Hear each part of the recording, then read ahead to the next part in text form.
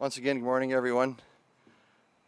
Thank you, Elder Saddleback, for starting us off in a good way with a prayer always. And we'll be doing a naming with the Premier afterwards. So have a chair maybe for now, Premier. And I want to thank all of you for joining us here today. We're gathered here on Treaty 6 territory, where the many First Nations, Métis, and Inuit people's footsteps have marked these lands since time immemorial.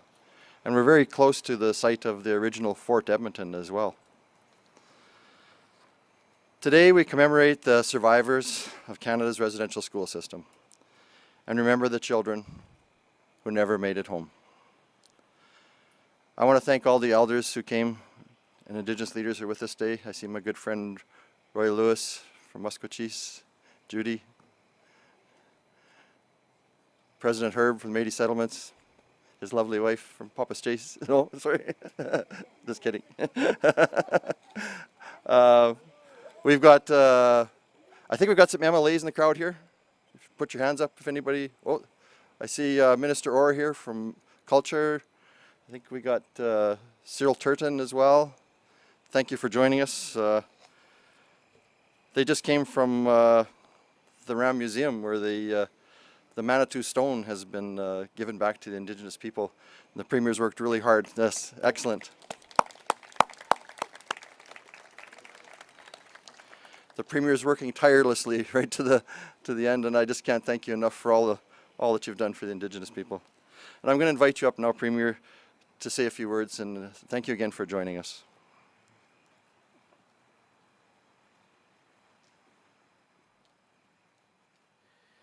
Thank you, Minister Wilson. Thank you, Elder Saddleback, for starting us all in a good way and for welcoming us to this Treaty 7 territory. Did I say that? Excuse me. I was just with the Blackfoot a minute ago, to Treaty 6 territory. And they'll appreciate that. My Blackfoot friends will appreciate that. Thank you for welcoming me to Indigenous territory. How about that? Is that better? Thank you all for joining us for Alberta's commemoration of the National Day for Truth and Reconciliation. We do so here on the grounds of Alberta's legislature, the seat of our democracy, and we do so on the grounds of the historic Hudson's Bay Fort Edmonton, which symbolizes the history of contact between Indigenous people who had inhabited these lands for time immemorial, and the European newcomers about 200 years ago. And that history has been a complicated and often sad and tragic history. It's one that more and more we are opening our eyes to, and this is an important day of education on which to do so. A meeting of cultures which too often had a story of injustice and exploitation in it. The most notorious example of which was the deep and essentially racist experience of the Indian residential school system. So today we take a moment to remember those who lost so much, lives lost, culture lost and language lost, spiritual meaning disrupted, intergenerational trauma that continues to reverberate down to our own time. But this day will not serve its purpose or the dignity of First Nations if it simply becomes a day of mourning, because it must also be a celebration of resilience. The resilience of the Indigenous people overcoming adversity. The entire experience of the Indigenous people of these lands has been one of overcoming adversity. People who created communities in northern North America, this cold and often inhospitable climate, without all of the modern things that we take for granted. These were tough people. Your ancestors were strong people who lived in harmony with nature and we're sustained by nature. I think sometimes folks like me, we tend to romanticize the Indigenous people. We create our own whatever Hollywood image, being at harmony at nature. These are people who had to harvest nature. The Cree and Blackfoot people, particularly of the plains, who lived off the buffalo hunt. You couldn't be squeamish if you were hunting and harvesting a buffalo. People of great strength who were devoted to the ways of their ancestors. And the Indian residential school was a huge effort to suppress those traditions, those ways, that knowledge, and the languages that carried them from generation to generation. We cannot go back, despite our best wishes, and undo tragedies, crimes, or injustices of the past, but surely we can learn from them. And today is about rededicating ourselves, all in this society, Indigenous and non-Indigenous, those like myself whose families have lived here for generations, and those who have just become Canadians, all to learn a little bit more about the history of the First Peoples of these lands and our obligations in the treaties to them and with them. Also to rededicate ourselves not just to the symbolic, symbols matter. Indigenous ceremony matters. Action matters too. And I'll tell you that my time as Premier in the relations that our government has had with First Nations was inspired in part by the advice I took from the great Cree chief Willie Littlechild, who said to me as I was running for this position, he said, Mr. Kenny, what we need is actually reconciliation. Reconciliation. And that's become our theme, right? Reconciliation. We need concrete action. And I'm so excited to see that happening. I want to thank and honor the knowledge keepers who, despite the residential schools, despite the Indian Act, despite the suppression of Indigenous languages and ceremony, kept all of it alive, kept hope alive. I think of the teepee holders at the Indian camp, now Elbow River camp at the Calgary Stampede, who since 1912 got some friends in the city to help them push back against the Indian agents in Ottawa so they could bring their teepees, bring their regalia, bring their ceremonies to the center of Calgary, speak their languages, and transmit the culture. I thank the Kokums and the elders who in remote communities kept the language and the ways alive and passed it on to what is a renewal, a renaissance, and a flowering of Indigenous cultures and languages. So much more needs to be done. And I think more and more Albertans appreciate that. I also want to thank chiefs and leaders, councils and others who understand that the best way of righting the wrongs is to create a future of opportunity where every Indigenous child can be raised not in poverty, not experiencing multi-generational trauma, but with hope and opportunity for the future. And that, you know what, that requires prosperity. It is true that man liveth not by bread alone, but it's hard to live without bread. And kids, if they're raised in poverty, with all of that it often implies, sadly, addictions, mental health challenges, family dysfunction, can end up carrying on the intergenerational trauma.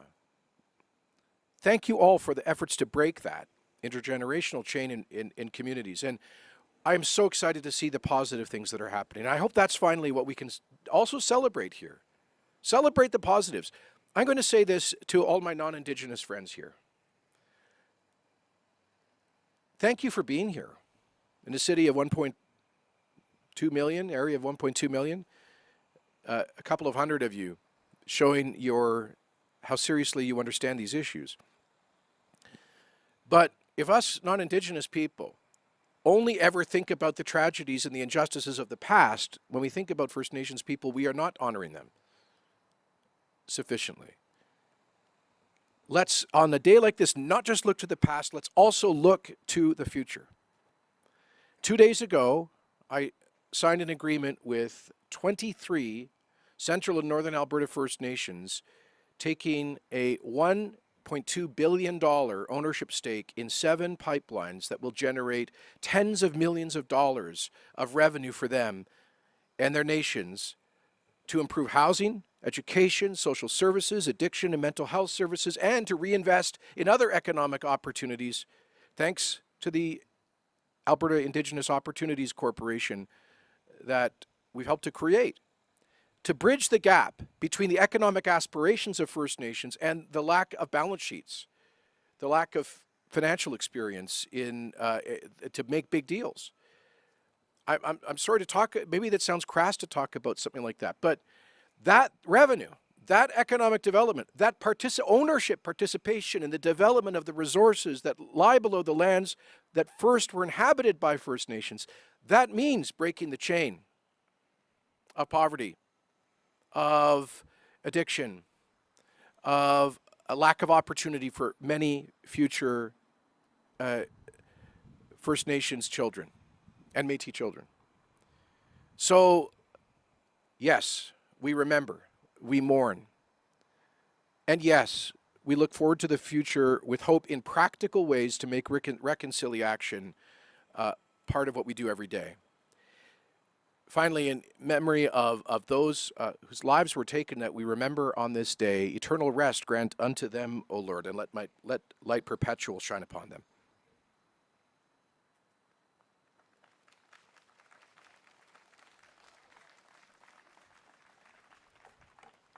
Thank you so much, Premier. You always move me with your speeches.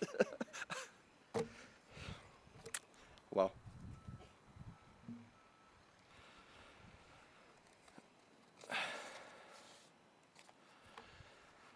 Again, thank you everybody for joining us here today. We really support your commitment in making life better for Indigenous people, Premier. When he first appointed me as minister, he gives me a mandate. He says, make the lives of Indigenous people better. And then he said, fail at your own peril. Do you remember that? You did. So I've been working hard. Oh my God. Your unwavering support, Premier, for reconciliation projects, addressing missing murdered Indigenous women and girls, you let me take that on. The Alberta Indigenous Opportunities Corporation, you let me put your vision into action. And I thank you so much for letting me do that. Celebrating, preserving Indigenous culture and languages. We're going to be doing the opening of the Red Crow College down in Treaty 7.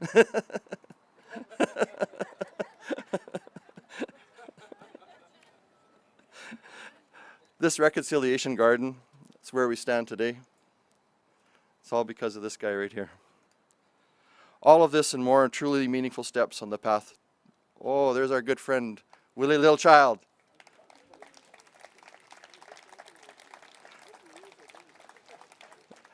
You know, I got to tell this story. So he's the reason I'm here. So the day before the election, he calls me up, Willie, and he says, we're going to go meet the guy that's going to be your premier. We better have a chat with him. So he took me up and we met with the premier, or Jason at that time. I thought we'd get 10 minutes. No, I think it was about 2 hours. And he's telling us all his aspirations of things we should do. And then he stood up and he said to the premier, he says, I've known this man all my life. He's a good man. He'd make a good minister. The premier said to me, well, that was quite a recommendation. So thank you, Willie. So all that we're doing and more, they're truly meaningful steps on our path towards reconciliation. And this is going to be a permanent reminder that we must reflect on the past, like the premier said, but to shape a better future. And it fulfills the truth and reconciliation that Willie worked on. Commission's call to action, number 80. It calls for collaboration between Indigenous and non-Indigenous people to establish this day to honor survivors, their families and communities, ensure that the public commemoration of the history and legacy of residential schools remains vital component of the reconciliation process. So today we take stock of where we came from and recognize that our actions, together, we can make healing possible. And that's what we have to do. We have to start that healing process. We know that learning the truth is central to reconciliation. I've always been told you can't have reconciliation without truth first. The truth will not only help us remember, but help us look forward and focus on future generations to strengthen their potential for success. So again, I'm so grateful to Premier Kenney, my cabinet colleagues, and my staff for their hard work and dedication in support of reconciliation initiatives. Thank you so much, Premier.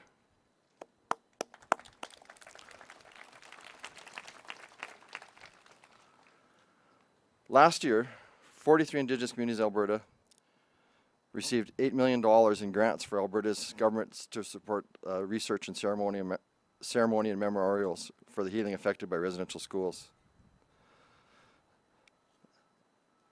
The Premier heard that we were doing this grant and he says, "Wilson, you've got no money. Where'd you come up with that?" Well, we went literally hat in hand to the other ministers, and it was so important to our government that everybody stepped up. That shows you how much everybody really cares. And we came up with the grant, and we didn't tell the communities how to use it. We left it up to them if they want to do the ground penetrating radar or healing circles or memorials. And so we were so happy to be able to be the first out of the chute. And that's because of Willie too. He always, when this first came up, he says, "Minister, what's your action?" He always holds my feet to the fire.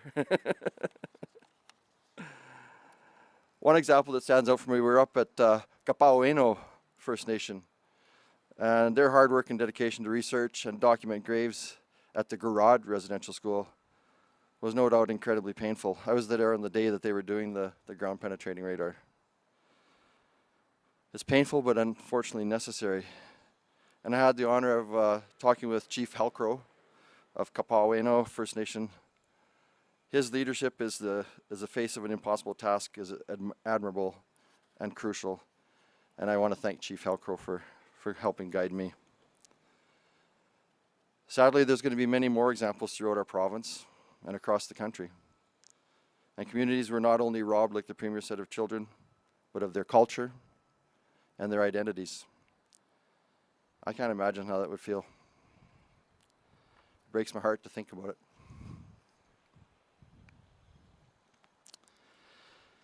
So while today is about commemoration, it's also about hope and healing. And I thank everyone for coming for that. We need to remember that reconciliation is not forgive and forget, but to remember and to change. And people often ask me what reconciliation means. I say, I'm not the best person to ask on that. What I can tell you, I've learned, and it involves listening to elders, remembering, reflecting, and then acting. And this is work that once begun, we have to keep going. And it's not just about one day. Any day of the year is an opportunity to take a meaningful step in the path toward reconciliation. We recently brought together action Alberta's government has taken toward reconciliation, and we've posted them online. If you go to alberta.ca, you can see some of the things we've been up to. And it's a reminder that our work can lead to positive change, just as much as a reminder to keep listening and keep working. There are things each of us can do, starting today. We can ensure Indigenous and non-Indigenous people can come together in peace and goodwill. Seek learning opportunities through friendship centers, online resources, or conversations. Strike up a conversation today with friends and neighbors. We can choose empathy. I sometimes have too much empathy.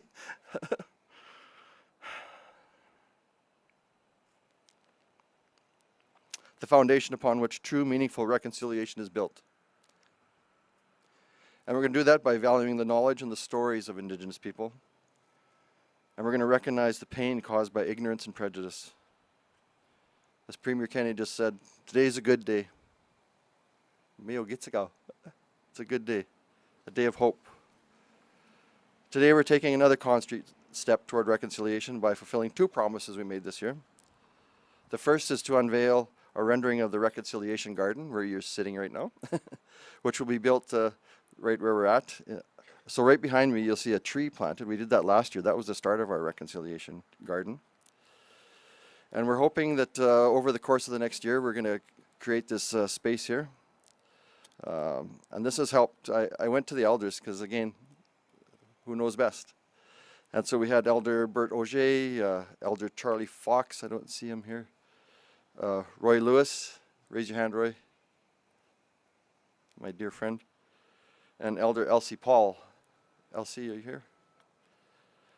They were very clear that this should be a space for reflection, for healing, and to honor the residential school survivors.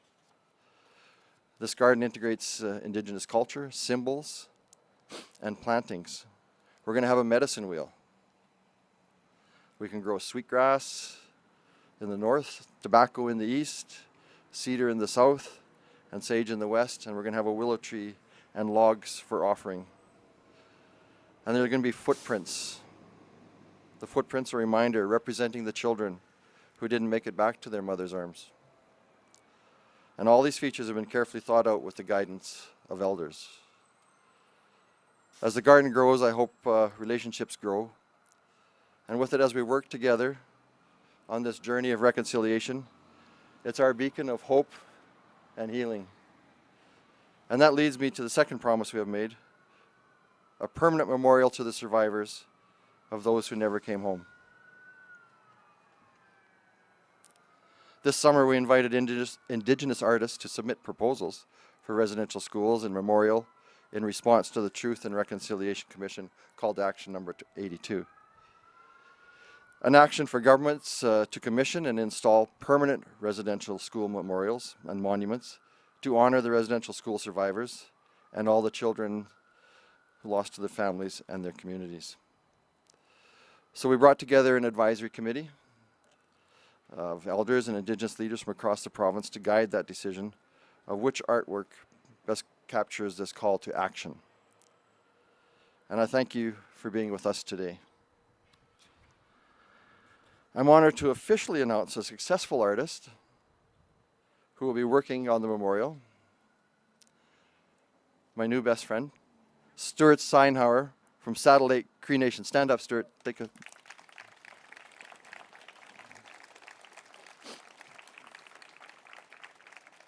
Congratulations, Stuart. Your works are a great inspiration to us to learn, to reflect on how we can take action on reconciliation. If you go around the city, you're going to see this guy's artwork. If you go to Grant MacEwan, you go to the University of Alberta, go to River Cree, those beautiful granite giant carvings that you see, made by that man's hands right there.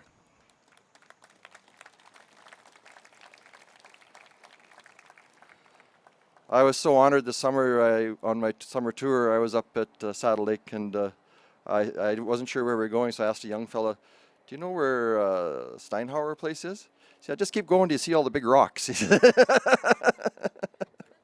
And we did that, and then I was amazed. This man's, I think he's done over 15,000 carvings, if you can imagine.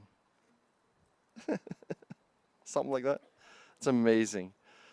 Like, his yard is a museum piece. He took me into his home. They fed me, showed me his artwork, met his son, who inspires him with all of his inspiration. He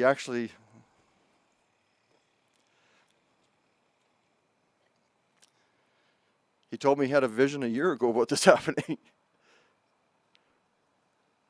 And so he'd already started working on it. Amazing. I've seen some amazing things out there in Indigenous communities, and it moves me. So thank you again, Stuart. I'm going to invite my good friend Sherry Cunningham from the advisory panel up here to say a few words. Sherry's with the Metis Settlement General Council, and we kid each other a lot, but I know she loves me. Come on up, Sherry. Okay, she says. Thank you, Minister.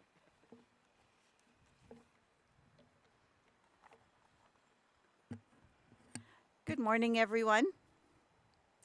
I'm really honored to be here today representing the Metis Settlements General Council. I am the Vice President and I am a member of the Peavine Settlement. But before I get started in thanking everyone for being here, as well as the government, I'd just like to tell you a bit about my roots.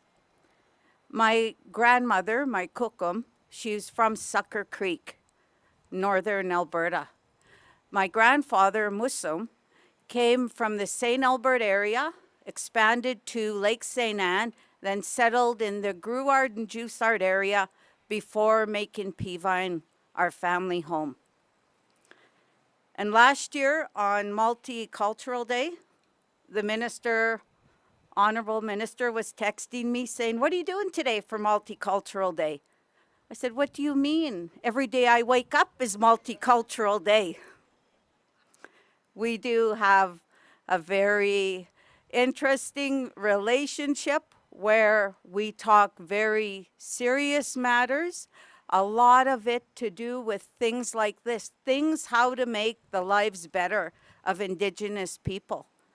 And when we were told that his main mandate was to do that, I was so incredibly proud and pleased with the Alberta government for actually saying it, but going beyond. Last year, when the 215 bodies were uncovered in Kamloops, that was a shocker to many Canadians. But for our ancestors, our people, they knew this all along. They knew that our children were taken and buried there. And this awareness in Canada is really going to, I believe, help all of us to understand the atrocities that were committed, to make sure this never happens again, not just to us as Indigenous people, but to anybody. Things like this should never, ever happen. And our late Majesty, the Queen, she did make acknowledgement too of atrocities that were committed here in Canada. And she did speak of the rights that must be made to all of the wrongs. One thing that I could honestly say about our Alberta government, as well as even the federal government, the public awareness and acknowledgement that's going on right now throughout Canada will help to ensure that people never forget what happened. We know there are all kinds of atrocities that take place across the world, but we can control what happens here on our land, and we are doing that. And I'd like to give special acknowledgement to the Honorable Minister Wilson. I've gotten to know you very well over the last 3.5 years, and I can honestly say that he does have a special place in his heart for trying to right some of the wrongs. He grew up in the Muscatcheese area and went to school with children from the reserves. And he wondered often what happened when some of his school friends were no longer there. Where did they go? And when he actually found out where they went and how they were taken, when he became minister, he was determined that this would not continue. Thank you, Minister.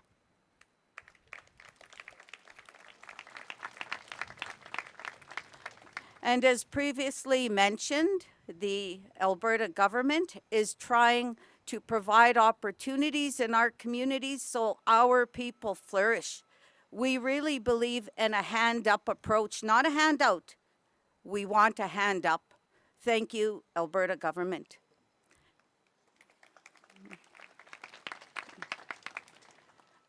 Two days ago, I managed to get a ticket to attend the historic partnership agreement signing between the Government of Alberta, Enbridge, and 23 Indigenous communities 4 of the communities were our Eastern Métis settlements. And this was so groundbreaking for any of you who were there. It was just a wonderful thing to see. I really believe that that is a start of bridging the gap between industry and our Indigenous communities. And I was so proud of our chairman of Buffalo Lake, Stan Delorme, and also the chief of Frog Lake, Greg Desjardins, because they spoke about the new opportunities that are being created and how some of the funds will be used, as mentioned by the Honorable Premier, address addictions, mental health issues, housing, infrastructure, education. These are opportunities that will enhance the lives of our people, everyday Albertans and Canadians as well. That was amazing. And also, now I can actually talk about the development of this memorial. The General Council President, Mr. Lair, when we got the notification that we were invited to sit on this panel, he asked me if I would be interested. And I said, okay, sure. Little did I know how hard of a task it was going to be. It was, and the reason why it was so hard is because when we as a panel reviewed the 7 shortlisted submissions for development of this memorial, every single one had a narrative attached to it that was so compelling, and it was very heart-wrenching to read, extremely heart-wrenching. And I didn't want to make a decision. I said, nope, let's go with all 7. Or take the best from every one, because there is something so beautiful and unique about every single one. But at the end of the day, Mr. Steinhauer, with his extraordinarily beautiful, beautiful rendition, won by unanimous consent.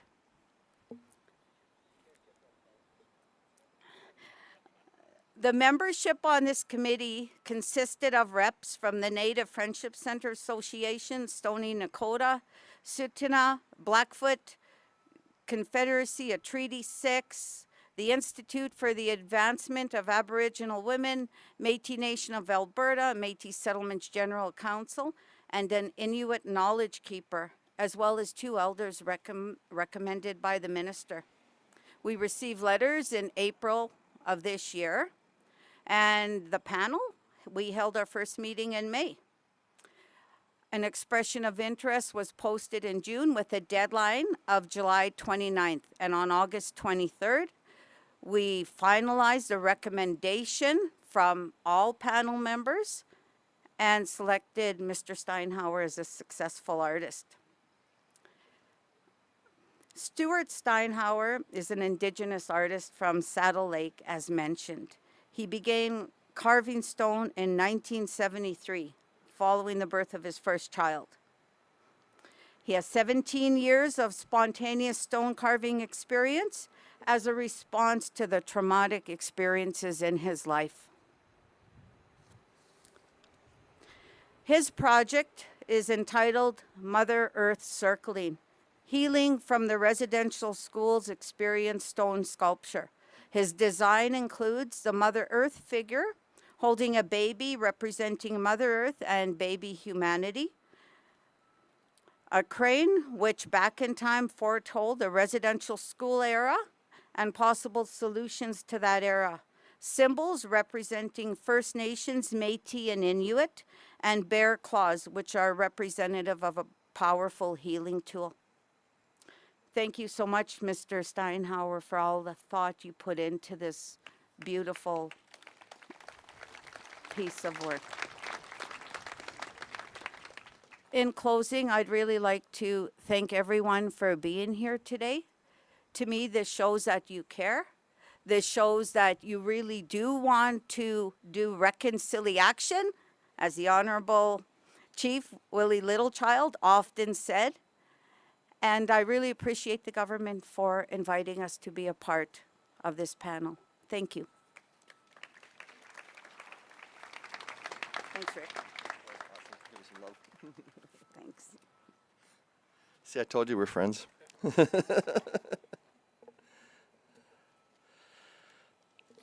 before I go to the next part, I'm going to do, have you got that plaque? Can you bring that up? So today we're actually proclaiming today Truth and Reconciliation Day, and it's a proclamation. Thanks again to the Premier. And this now goes on forever. We don't have to make a declaration every year. This is Truth and Reconciliation Day. Why don't you come up, Premier, and will help me? I'd like to present it to Willie if we could.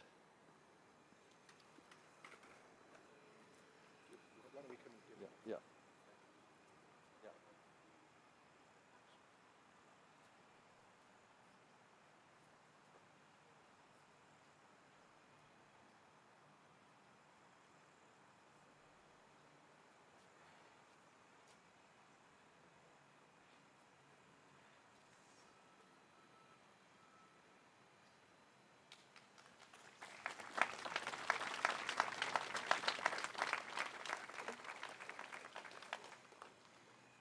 You want a couple minutes? Yeah, go ahead. Yeah, Willie, we're going to call an audible, invite you up here, but you mentioned, I forgot to say something really important that people here may not have heard yet, is that I just came from a signing ceremony at the Royal Alberta Museum where we did one of the most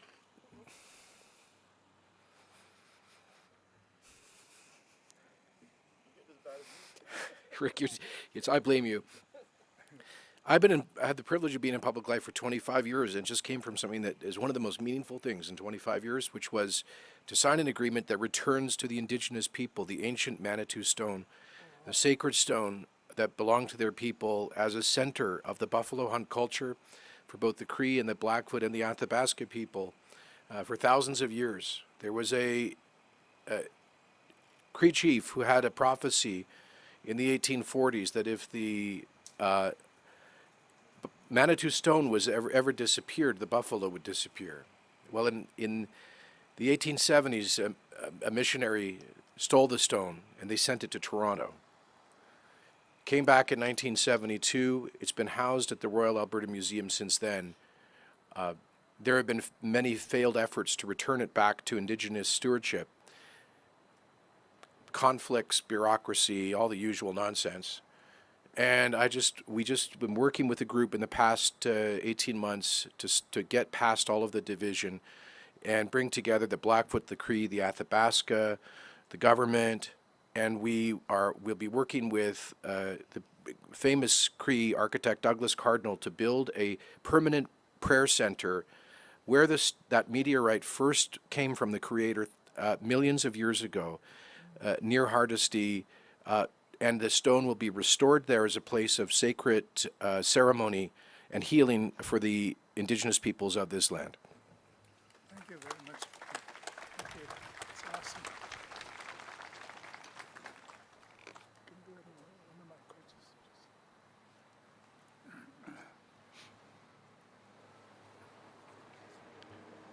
Tansen totem teknikan.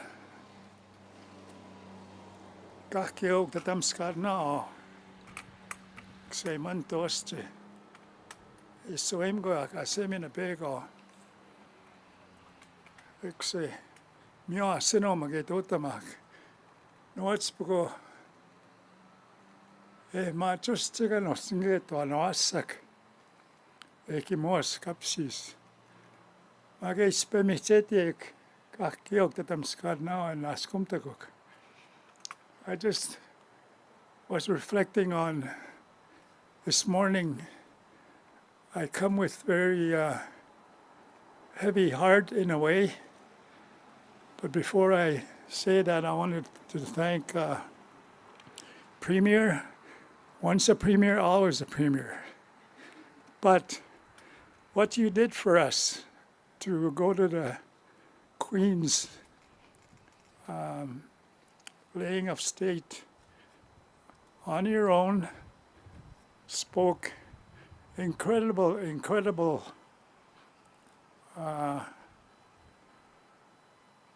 thanks for all of us. So I wanted to personally acknowledge that. Thank you.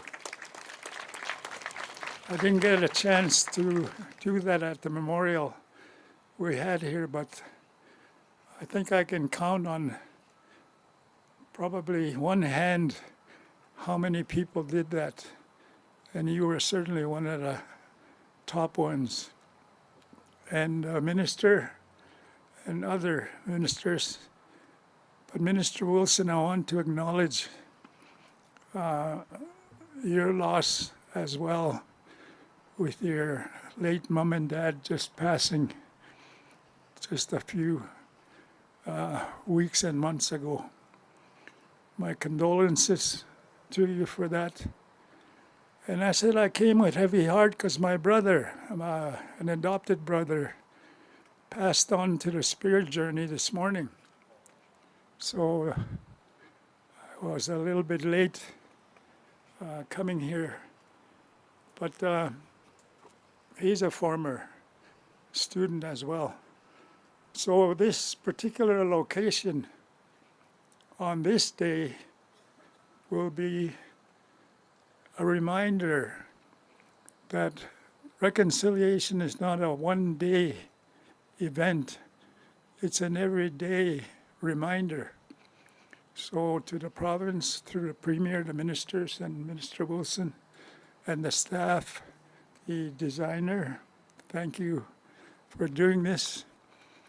Some disagree with today being called a holiday. And it's really a day of reflection for the children that went on and never came home. And it's in that light that we should capture this event today.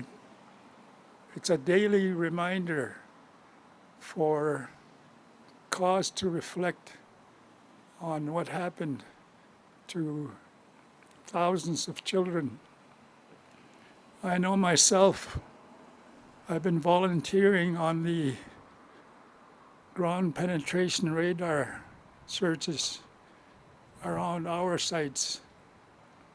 And every day when I push that machine, I'm praying that I won't find anything, that there won't be a missing child or an unmarked grave there when I'm walking and pushing that machine. So it's really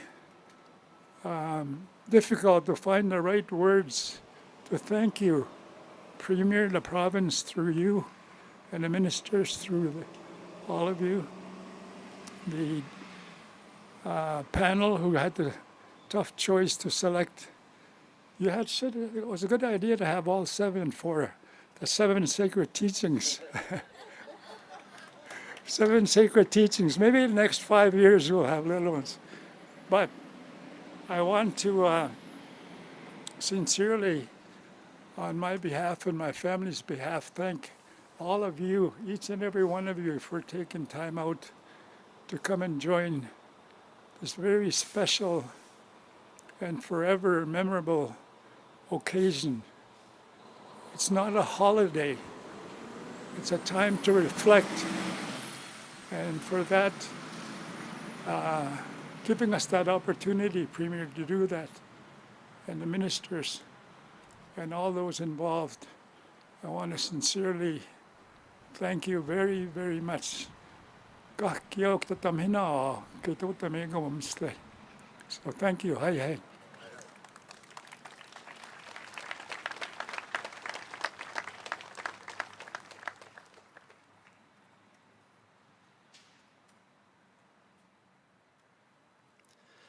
I'm just winging it at this point. My staff's going crazy.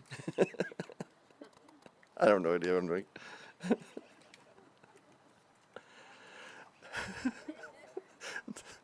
Every day they say.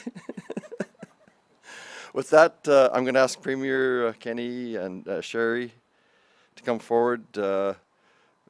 Let's get Roy to help us out here. My good friend Roy Lewis as well for the unveiling. And well, of course, coming up. I need a couple people at each site here, so we'll see who gets up here. I'm just making it up.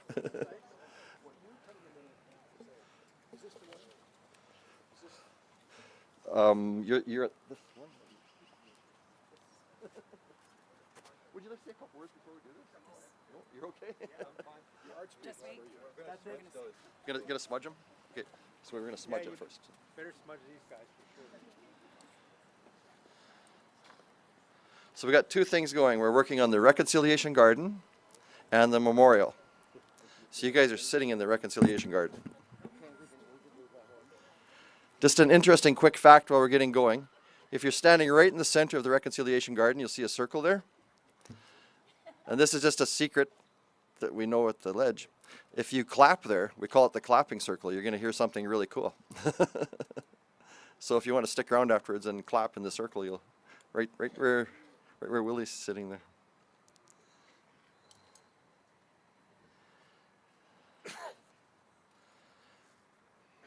Well, I guess we have to do this one. Yeah, you guys can do this one.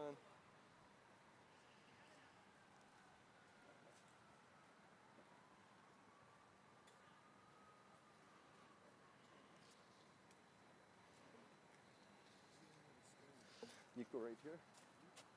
You and Sherry are going to unveil this one. Are we all smudged here? Ready to go? Okay, I'll get out of the way. This is the first unveiling of the Reconciliation Garden. Artist rendering. Get it? There you go.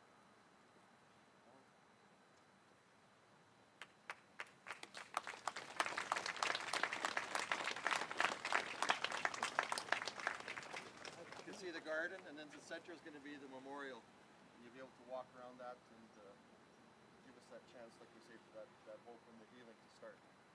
Premier? You want to go from Stuart? the bottom up? I don't know which Drum way roll. you want it. Pull it down. Yeah, Pull it down? Yeah, pull it down. There you go. There you go, guys. Here it is. You have to take a minute. Please. You're an amazing speaker. Come to the mic. Yeah, you have to come to the mic. I'm putting him on the spot here. Well, he has. Yeah, I'm not a public speaker. What I do is I carve stone, and it's not actually me carving. Well, I am physically the person with the tools and doing the stuff, but I'm working with a forest in Creek culture called the rock grandfather. Well, there's also a rock grandmother. So that's a powerful force that lives in the skin of Mother Earth. And Mother Earth is about 70% granite. And so at one point in my carving life, I switched exclusively to carving granite and work with the rock grandfather, the rock grandmother. In this case, you can see it's the feminine form, Mother Earth form at the front, obviously the rock grandmother. And on the back, I would say because of the stories that are being told, and the age of the stories, I'm using petroglyphic images 8,000 years old or more that predict the coming of Europeans, predict the treaties, describe the treaty process. So the Truro Wampum Belt Treaty, that's following the petroglyphic form. There's creator's plan for Turtle Island, the coming of people from all over the earth to Turtle Island. That's part of creator's plan for Turtle Island. The sharing, the original peoples have two bundles. And, the creator's instructions are we're going to share one of those bundles with the people that come in the boat. And so this whole story is told in the back. I'm not going to tell the whole story. But that's what it's about. And it does lead to a description of something called the dark force. And I'm not going to go into what the dark force is. But the dark force is represented there. And the children with stolen spirits are represented there. They're being pushed out of the circle. Hopefully, and of course I'll work with staff, whoever is going to be putting the garden together. If they want to have information board or storyboards, something to explain in modern language what's going on in the whole cycle of the story, then possibly we can get some of that. My cousin Diane is here with me. My younger son Ben has been mentoring with Jimmy O'Cheese, and Diana mentored with Jimmy's dad, Peter. And these are people who somehow managed to hold that. There's been reference to an amazing thing, that this knowledge is still alive, in spite of a concerted effort to destroy this knowledge. It's really quite astonishing. And then the message is a powerful message. And so I hope it works for people. The Rock Grandfather talks to people. Like Calgary Airport Authority hired me to build pieces for their new international arrivals terminal. And so you have people coming from all over the world. They don't know anything about the indigenous cultures of peoples in Alberta. But the Rock Grandfather is there inside the sculpture messaging to people. So people from other cultures, other languages, they are hearing the voice of the Rock Grandfather. And I'm hoping that that can be true for this piece too. For anyone who comes through, wanders by, the Rock Grandfather, the Rock Grandmother will speak to them.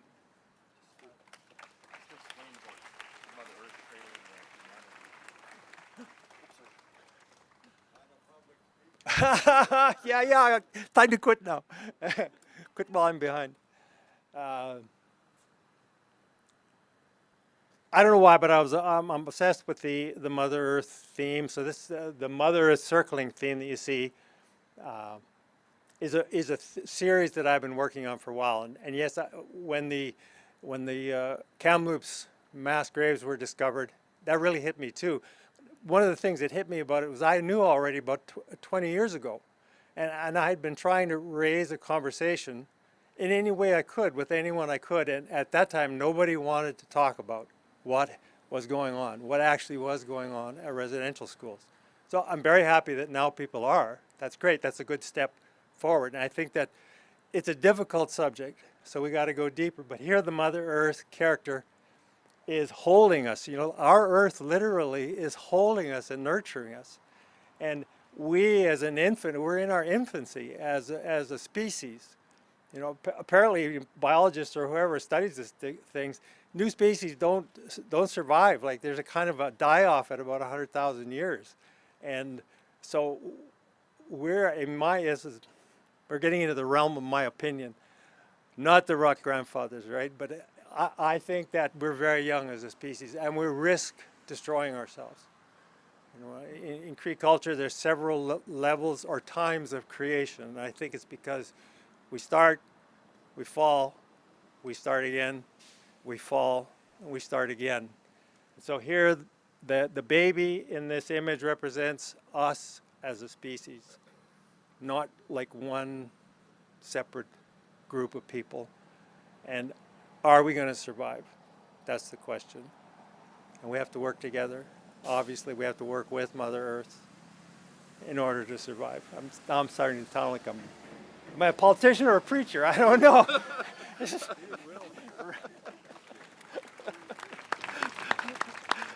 I've unleashed him. I was hoping he'd do that. I sat at his table and I was hearing these stories, and I thought, if I could just get him to explain it a little bit, and you would just fall in love with it as much as we did. So thank you so much for doing that, Stuart. Sorry for putting you on the spot, but we're just kind of winging it here at this point. I'm going to go with the students. Look at my staff. They're losing their minds back there. Last year, I had the honor of attending a performance called New Blood. And these are students from Strathmore High School. When I saw this, I was so moved. I was with actually Willie when we saw it the first time. It's a story of reconciliation told from a Blackfoot perspective. And I know it brought tears to both our eyes. We've got students, I thought we were just getting 4, but we got the whole school here, and their teacher, their director, Deanna Birch, she's become my good friend, and I promote them everywhere. So I'm going to put you guys on the spot. We're going to do our play, what you're going to do. So I'm not sure where you're doing it.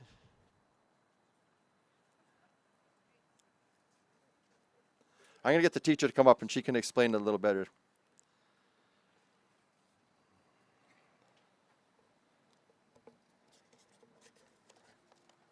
Deanna. Put you on the spot now. Thank you. Good morning, everyone. Premier. So this is New Blood. We're just doing a short section of it for you today, but it's Strathmore High School and Siksika Nation's attempt at reconciliation, which is what the Premier was talking about this morning. So it was created 8 years ago by our dance class at Strathmore High School and the Blackfoot language class. And you're going to see the residential school section and a bit of a message for hope for reconciliation. So here are the students from Strathmore High School and Siksika Nation. And we just need to move this off. I know there were some people that were going to help with that. Do you need mics or anything? Or They're all set. they're all set? Yeah, thank you.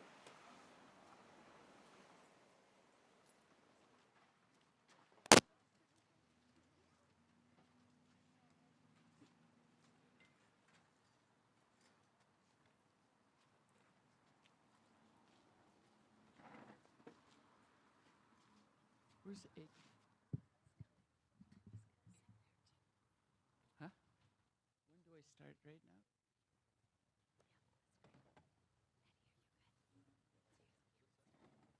Go start.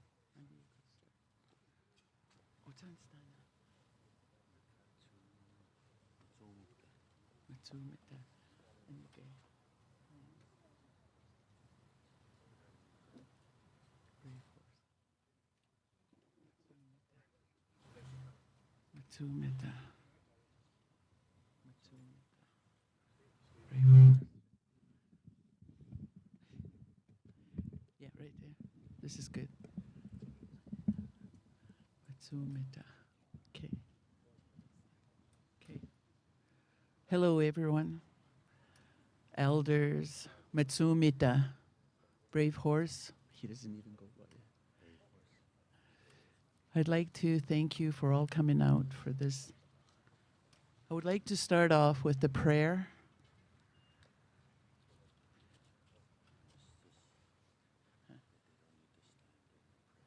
Yeah. You don't need to stand. You just need to sit, and I'll pray. Ayo apistuduki. Ispumukinan. Nidachkaistisanan. Nidachkaikimutsisanan. Nidachkaikakimachsanan. Nidachkokamutuksanan. Nidachkawatuyitaksanan. Uchtukinan apistuduki. Kimmiskukusiks. Iksikimmatapsia. Kamutani nistawatsamani naipiusan atsimuikan. And I have to say it.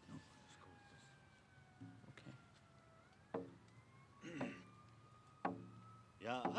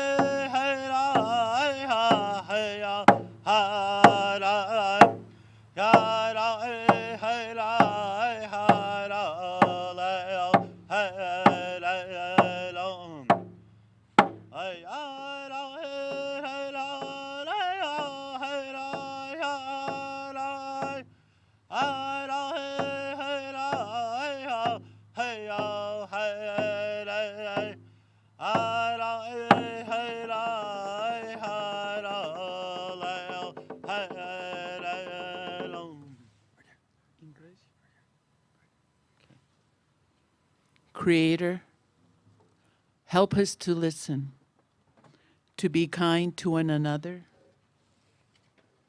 to try hard, to be honest, to be spiritual. Hear us, Creator. Have pity on your children. They are in need. Grant us safety. Help us to raise our families so that they may live long lives.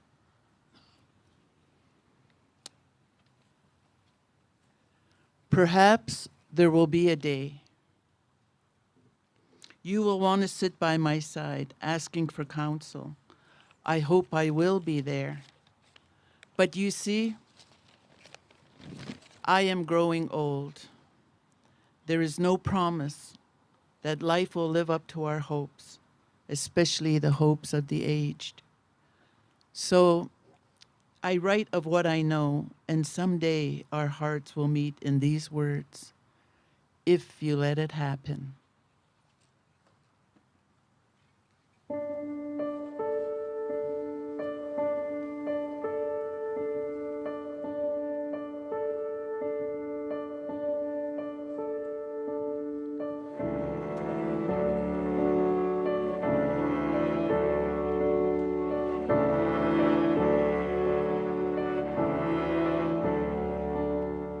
Six by six from wall to wall, shutters on the window, no light at all.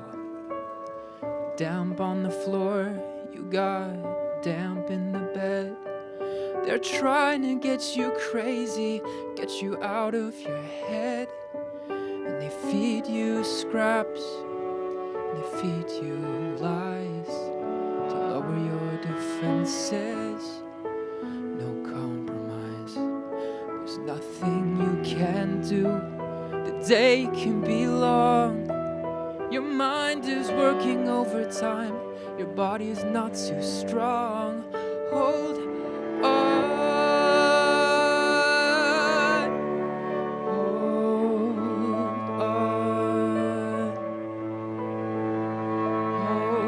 on,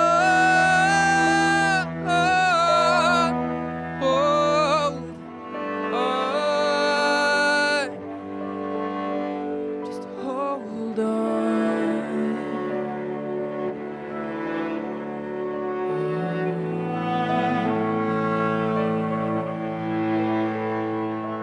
They put you in a box so you can't get hurt.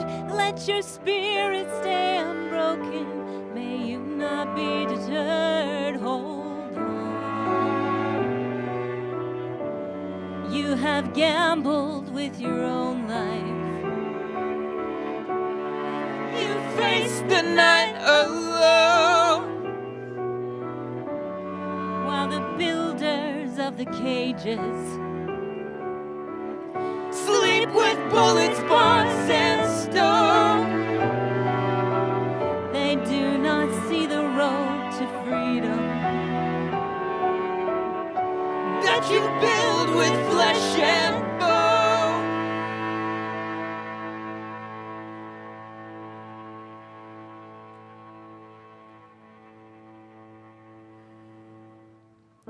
They take you out, the light burns your eyes. To the talking room, it's no surprise. Loaded questions from clean white coats. Their eyes are all as hidden as their Hippocratic oath. They tell you how to behave. Behave as their guest. You want to resist them, you do your best. They take you to your limits, they take you beyond. For all that they are doing, there's no way to respond. Hold on, hold on. They put you in a box so you can't get hurt. Let your spirit stay unbroken. May you not be deterred. Hold on. You have gambled with your own life. You face the night alone, While the builders of the cages sleep with bullets, bars, and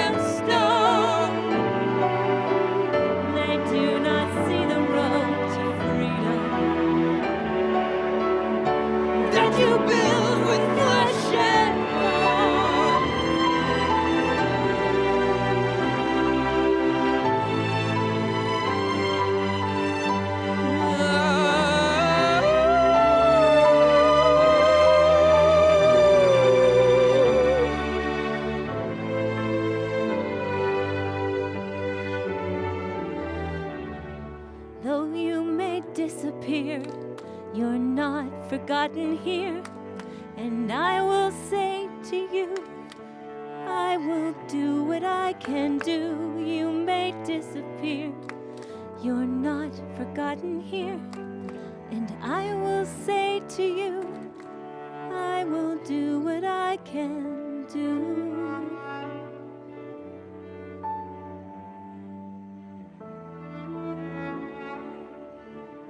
I will do what I can do.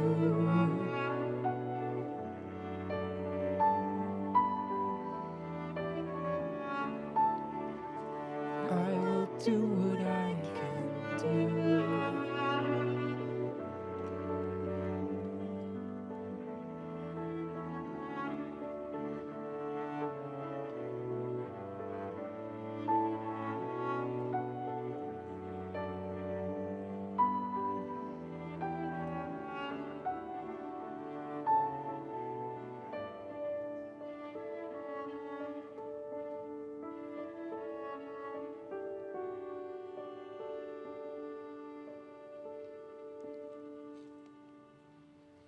Use the heritage of silence to observe others.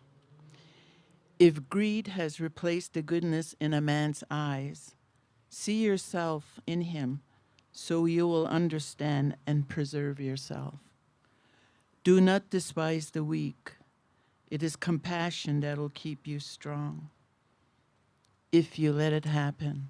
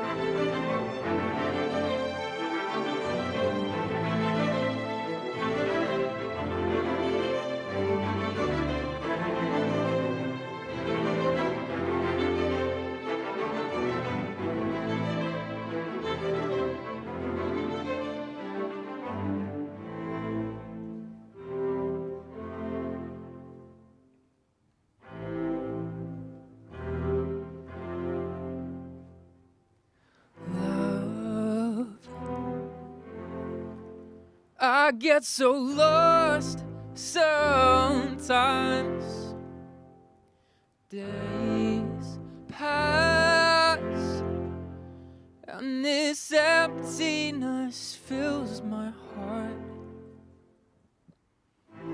When I want to run away, I drive off in my car. But whichever way I go, I come back to the place you are. And all my instincts, they return. And the grand facade so soon will burn. Without a noise, without my pride, I reach out from the inside.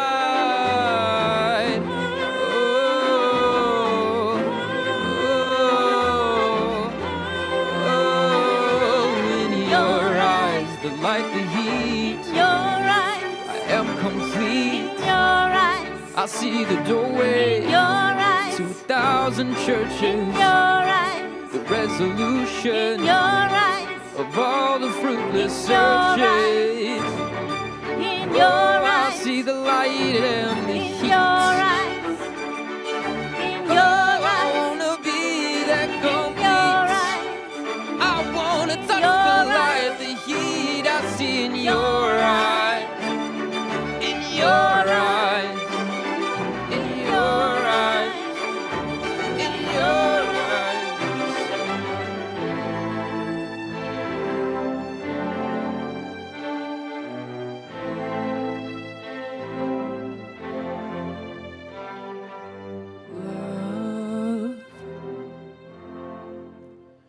I don't like to see so much pain, so much wasted, and this moment keeps slipping away. I get so tired of working so hard for our survival. I look to the time with you to keep me awake and alive. And all my instincts, they return, and the grand facade so soon will burn. Without a noise, without my pride, I reach out from the inside.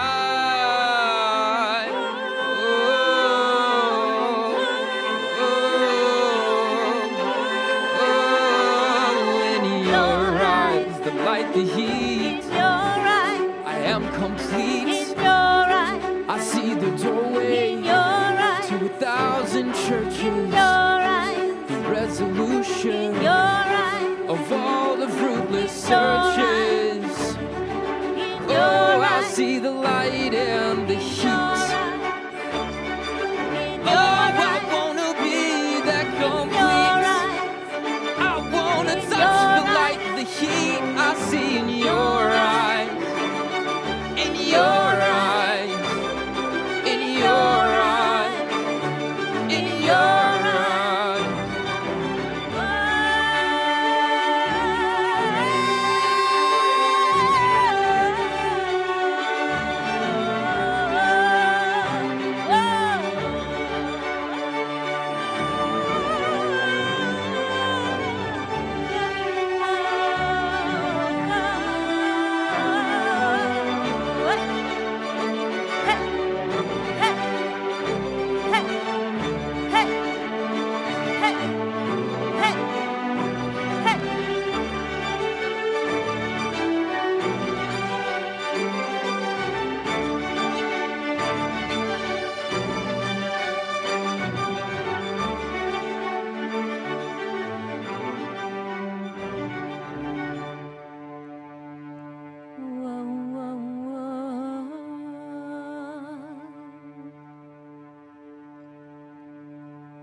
Accepting all I've done and said, I want to stand and stare again until there's nothing left now. Oh, it remains there in your eyes. Whatever comes and goes, it's in your eyes.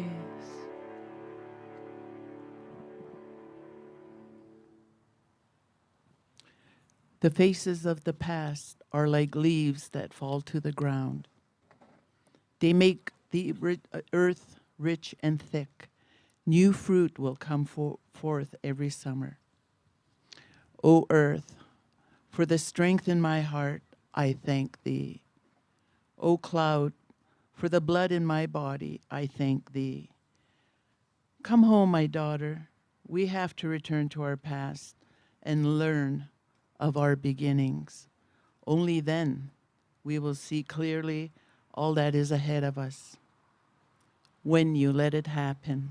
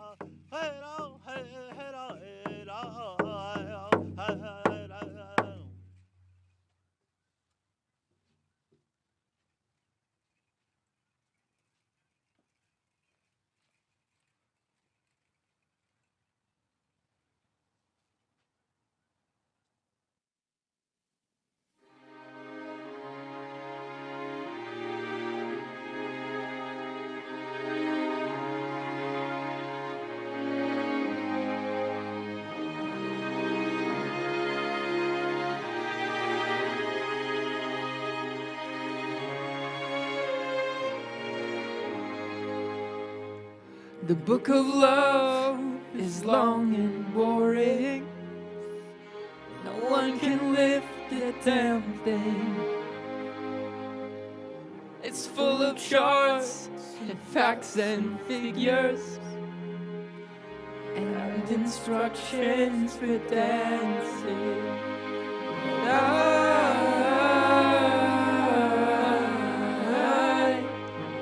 I love it when you read to me, and you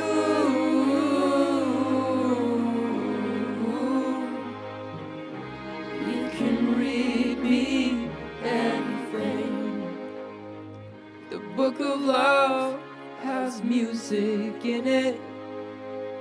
In fact, that's where music comes from. Some of it's just transcendental. Some of it's just really dumb. But I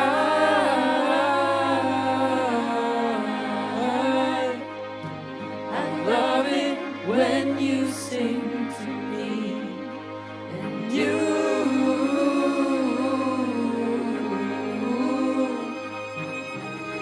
can sing me anything.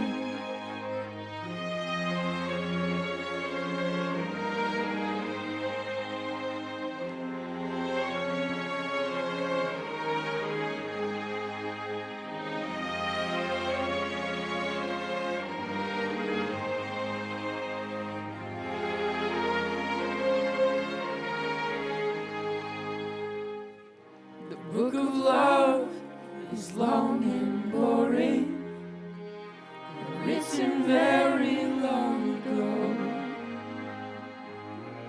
It's full of flowers and heart-shaped boxes, and things we're all too young to know. But I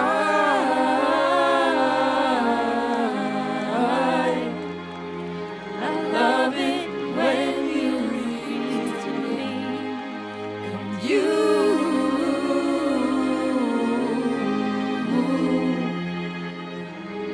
can read me anything. But I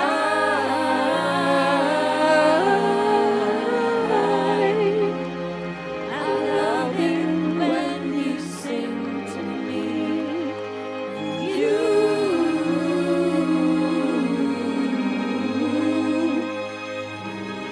can sing me anything.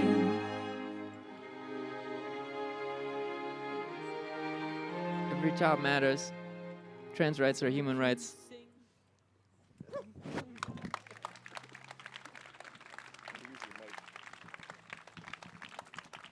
Okay, if there's any dry eyes, there's something wrong with you. Wasn't that amazing? Thank you. I know. Thank you, Deanne, for sharing that with us and bringing your students all the way up here. I can't thank you enough. I know you got a busy day ahead of you, but I just, every time I see you, I can't thank you enough. You kids are amazing, and you're our hope. You're our hope for the future. Yes, thank you. Okay, Premier, last thing to do, we have to a little ceremony here, so we'll reset. Elder Leonard, where did you go? Oh, there you are. Sorry. Okay.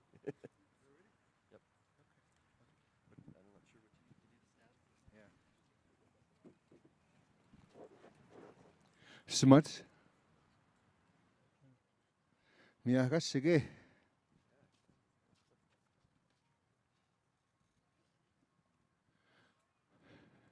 I'm 90% deaf, so I can't hear myself when I'm talking out there.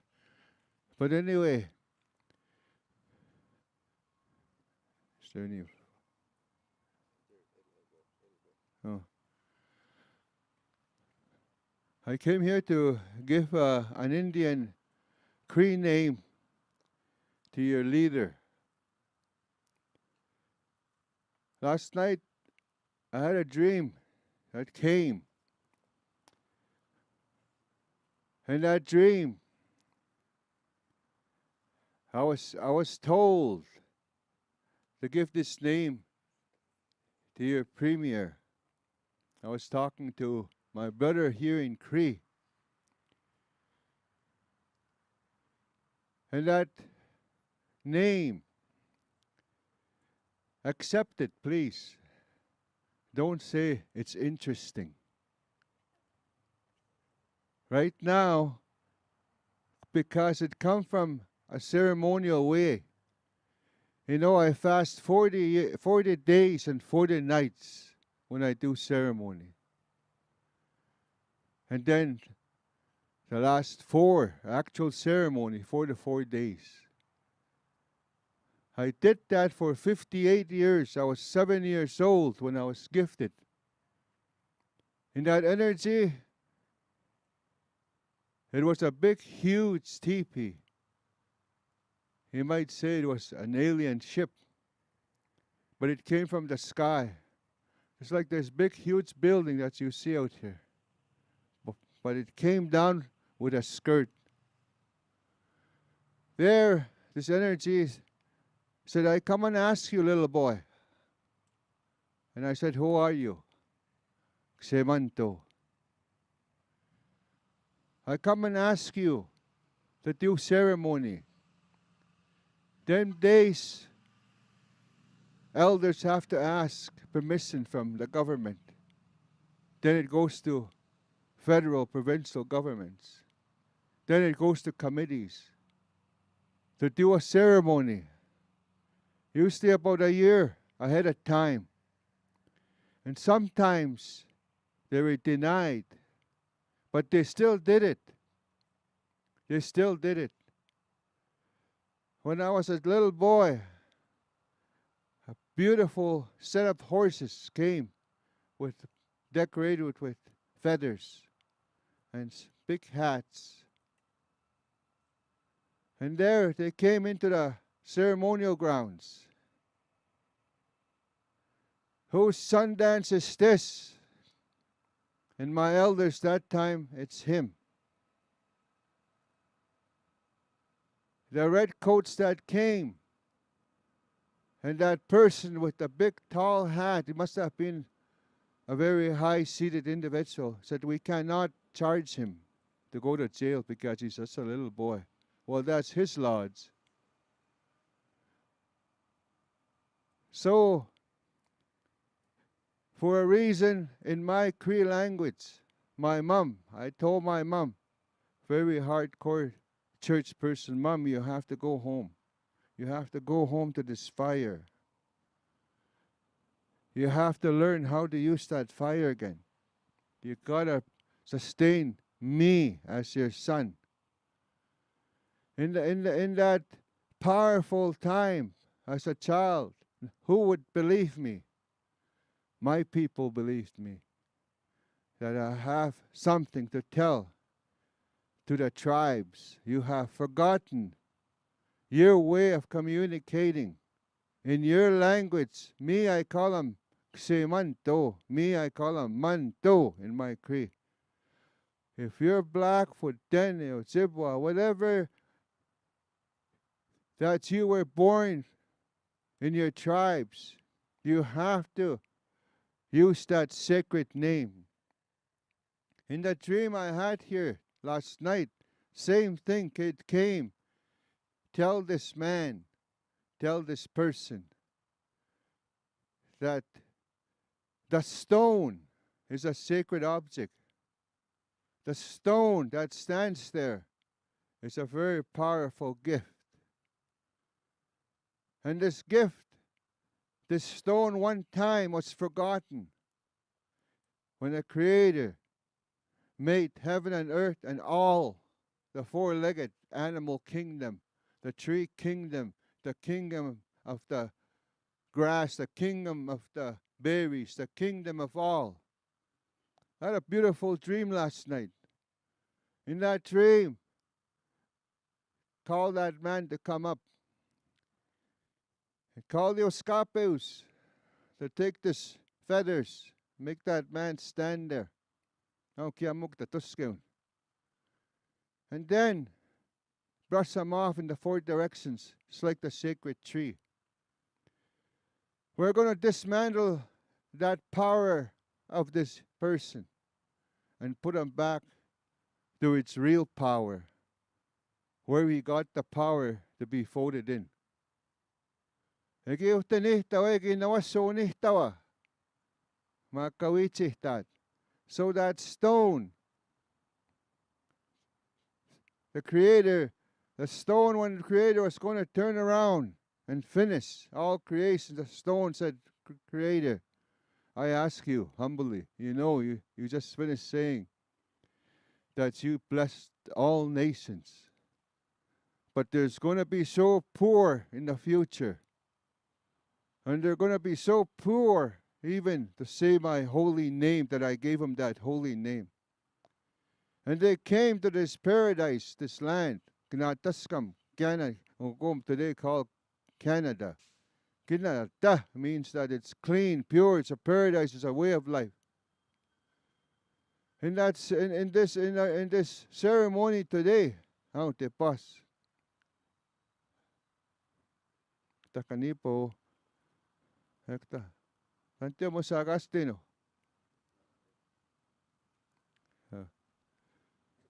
Kamiyaka sa ba. As he's smudging the four directions, we're asking the highest kings of heaven and earth to come upon this man, to give him a name in this dream that I had last night. In that dream, the stone had asked the Creator for me not to overdo the prayer of this human civilization, but I'll do it way over my Creator. And Creator said, how? Do it. So today, this man here that's standing in front of me, the word asini, asini, asini kani pawit, asini kani pawit. That's his Cree name. Asini kani pawit. Please, all of you, say this. Asini kani pawit. Asini kani pawit. Asini kani pawit. The best voice you can say really loud. Asini kani pawit. In the English world, it means standing rock. That's your Cree name. That's the name I give you.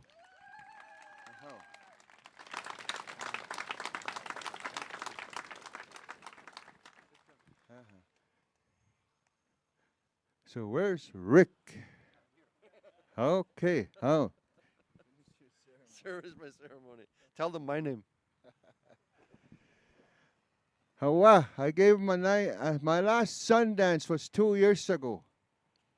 I put it in a Louis Bull. In that Sundance, Rick Wilson came in there and asked to have a name. And that name, when this human came,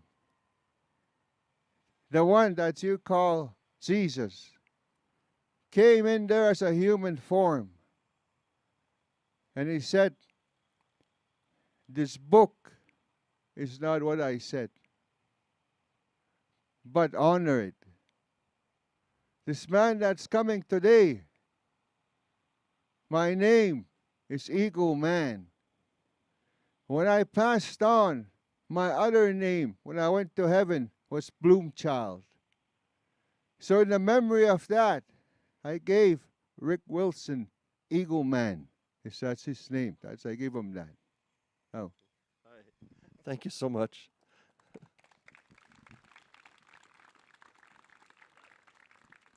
Standing rock. What could be more appropriate than today? Thank you, everybody, for making this such a special day for us. And I can't thank Deanne and the kids enough for coming, and the naming ceremony for the Premier that just made it over the top. Thank you, everybody. I really appreciate it. And let's go out and practice practice what we preach here. Thank you so much. Bye.